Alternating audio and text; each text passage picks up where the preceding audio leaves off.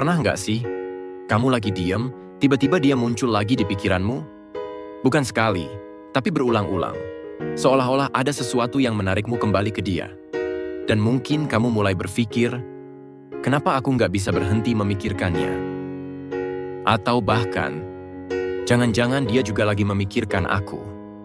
Tapi bagaimana kalau kenyataannya dibalik dari itu semua?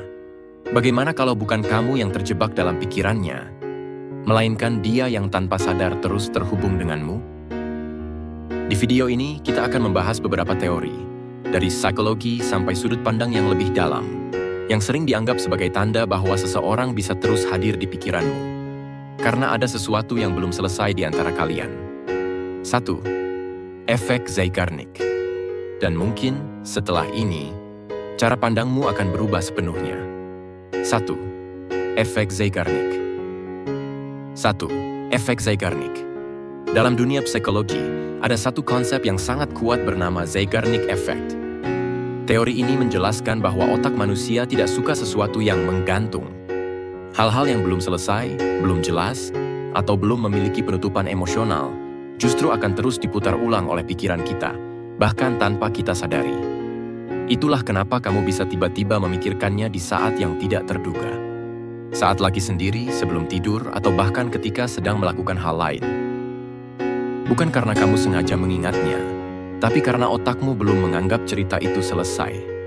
Misalnya, hubungan yang berakhir tanpa kejelasan, perasaan yang tidak pernah benar-benar diungkapkan, atau momen yang terpotong tanpa penutup yang tuntas. Semua itu menciptakan lingkaran terbuka di dalam pikiranmu. Dan selama lingkaran itu belum tertutup, otak akan terus kembali ke titik yang sama, yaitu dia.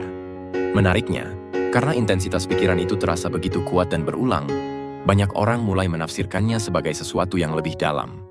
Seolah-olah ada koneksi dua arah. Seolah-olah, kalau aku terus memikirkannya, pasti dia juga memikirkan aku. Padahal, dari sudut pandang psikologi, itu bukan karena dia mengirimkan sinyal apapun. Melainkan karena pikiranmu sendiri sedang berusaha menyelesaikan sesuatu yang belum selesai. Namun disinilah letak twistnya. Semakin kamu mencoba untuk tidak memikirkannya, justru efek ini bisa semakin kuat. Karena otak menganggap itu sebagai sesuatu yang penting dan belum tuntas.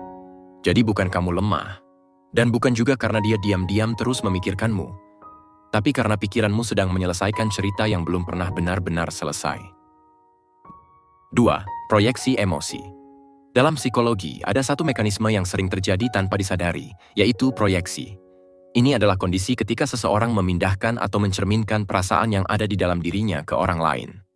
Artinya, apa yang sebenarnya kamu rasakan, kamu anggap juga dirasakan oleh dia.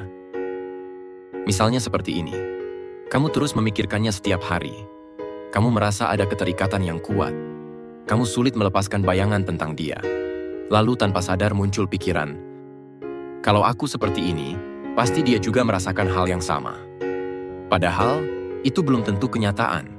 Itu adalah cara pikiranmu bekerja untuk menjaga keseimbangan emosional. Kenapa ini bisa terjadi? Karena secara alami, manusia tidak nyaman dengan perasaan sepihak. Otak kita cenderung ingin percaya bahwa apa yang kita rasakan itu dibalas, agar tidak terasa menyakitkan atau sia-sia. Jadi daripada menerima kemungkinan bahwa perasaan itu hanya datang dari satu arah, pikiranmu menciptakan narasi bahwa dia juga memikirkanmu. Dan yang membuatnya terasa semakin nyata adalah setiap kebetulan kecil langsung dianggap sebagai tanda. Contohnya, kamu memikirkannya, lalu tiba-tiba melihat sesuatu yang mengingatkan tentang dia dan kamu langsung merasakan, ini pasti bukan kebetulan. Padahal, dalam kenyataannya, itu adalah hasil dari fokus pikiranmu sendiri. Kamu jadi lebih peka terhadap hal-hal yang berhubungan dengan dia, sehingga semuanya terasa seperti sinyal. Inilah kekuatan proyeksi. Ia tidak terasa seperti ilusi, tapi seperti kenyataan. Jadi ketika kamu merasa dia juga memikirkanmu, bisa jadi itu bukan karena dia benar-benar melakukannya, melainkan karena perasaanmu sendiri yang begitu kuat, sampai terpantul seolah-olah datang dari dirinya. 3. Teori keterikatan. Dalam attachment theory, dijelaskan bahwa setiap orang memiliki pola keterikatan emosional yang terbentuk sejak awal kehidupan, lalu terbawa ke dalam hubungan saat dewasa. Pola ini menentukan bagaimana seseorang merasa dekat, takut kehilangan, atau sulit melepaskan sosok tertentu. Ada kondisi di mana seseorang memiliki keterikatan emosional yang kuat dan dalam. Saat berada di situasi seperti ini, pikiran cenderung terus kembali ke sosok yang dianggap penting, bahkan tanpa alasan yang jelas. Yang terjadi bukan sekadar ingat biasa, tapi lebih seperti dorongan dalam diri yang terus menarik perhatian ke arah yang sama. Hal kecil bisa jadi pemicu. Sebuah lagu, suasana tertentu, atau momen sederhana. Lalu tiba-tiba sosok itu muncul lagi di pikiran, seolah tidak pernah benar-benar pergi. Ini terjadi karena dalam sistem emosi, sosok tersebut sudah tersimpan sebagai penting atau berarti. Sehingga otak akan terus mengulang, mencoba menjaga kedekatan itu, meski secara nyata sudah tidak ada. Di titik ini, banyak orang mulai merasa, ini bukan hal biasa, pasti ada sesuatu di balik ini. Padahal, dari sudut pandang psikologi, itu adalah respons alami dari keterikatan yang kuat. Bukan tanda bahwa dia sedang memikirkanmu, tapi tanda bahwa dalam dirimu, dia masih memiliki tempat yang belum tergantikan. Semakin dalam keterikatan itu terbentuk, semakin sering pula pikiran akan kembali ke arah yang sama. Dan semakin sulit pula untuk benar-benar melepaskannya. 4. Ilusi koneksi. Dalam cara kerja pikiran manusia, ada satu kecenderungan kuat yang sering tidak disadari, yaitu confirmation bias. Ini adalah kondisi di mana seseorang lebih mudah mempercayai hal-hal yang sudah sesuai dengan keyakinannya, lalu tanpa sadar mencari pembenaran dari apa yang ia rasakan. Ketika kamu mulai percaya bahwa dia juga memikirkanmu, pikiranmu perlahan akan menyusun dunia agar keyakinan itu terasa benar. Hal-hal kecil yang sebenarnya biasa saja tiba-tiba terasa memiliki arti. Kamu melihat sesuatu yang mengingatkan tentang dia, mendengar lagu tertentu, atau bahkan hanya sekadar terlintas di pikiran. Semuanya terasa seperti sinyal yang mengarah ke satu kesimpulan yang sama.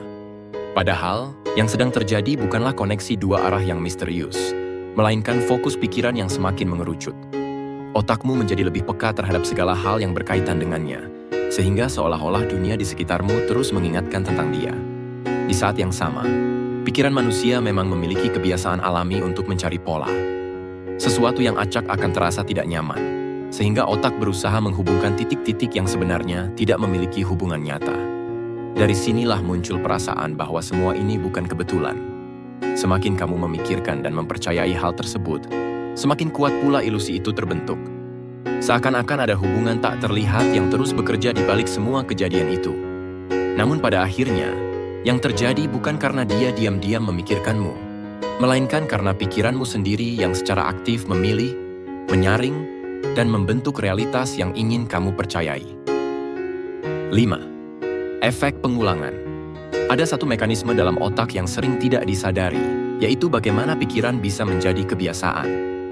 Dalam neuroscience, dijelaskan bahwa setiap kali kamu memikirkan sesuatu secara berulang, jalur saraf yang terkait dengan hal itu akan semakin kuat. Artinya, semakin sering kamu memikirkan seseorang, semakin mudah pikiranmu kembali ke dia. Bahkan tanpa kamu sengaja. Awalnya mungkin hanya sesekali, lalu menjadi lebih sering, sampai akhirnya terasa seperti otomatis. Di titik ini, banyak orang mulai merasa ada sesuatu yang menarik mereka, seolah-olah pikiran itu datang dari luar dirinya. Seperti ada dorongan yang tidak bisa dikendalikan, dan akhirnya muncul keyakinan bahwa mungkin orang itu juga sedang memikirkan hal yang sama.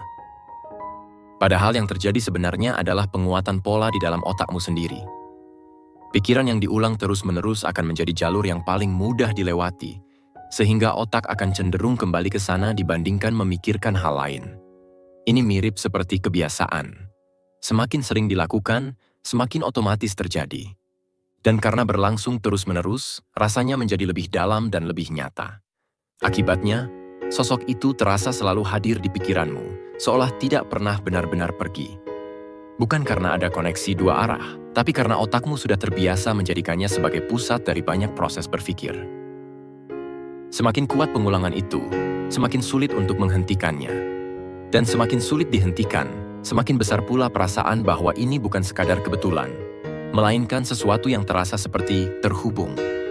Pada akhirnya, perasaan bahwa dia juga pasti memikirkanmu memang terasa sangat nyata. Seolah-olah ada sesuatu yang tidak terlihat, tapi terus menghubungkan kalian berdua. Namun jika dilihat dari berbagai sudut pandang, mulai dari cara kerja pikiran, emosi, hingga kebiasaan dalam otak, semua itu lebih banyak berasal dari dalam dirimu sendiri. Dari hal-hal yang belum selesai, dari perasaan yang masih tertinggal, dan dari pikiran yang terus mengulang sosok yang sama. Bukan berarti perasaan itu salah, justru itu tanda bahwa apa yang kamu rasakan memang dalam dan berarti. Hanya saja, penting untuk memahami satu hal. Tidak semua yang terasa terhubung benar-benar berasal dari dua arah. Kadang, itu adalah cara pikiranmu menjaga sesuatu yang pernah penting, agar tidak benar-benar hilang begitu saja. Jadi daripada bertanya, apakah dia juga memikirkan aku? Mungkin pertanyaan yang lebih jujur adalah, kenapa aku masih memikirkannya? Karena dari situlah kamu bisa mulai memahami dirimu sendiri, dan perlahan menemukan cara untuk melangkah dengan lebih sadar dan lebih tenang. Dan mungkin, setelah kamu benar-benar mengerti semua ini, kamu tidak lagi terjebak dalam pikiran yang sama, tapi mulai memilih kemana arah hatimu ingin pergi.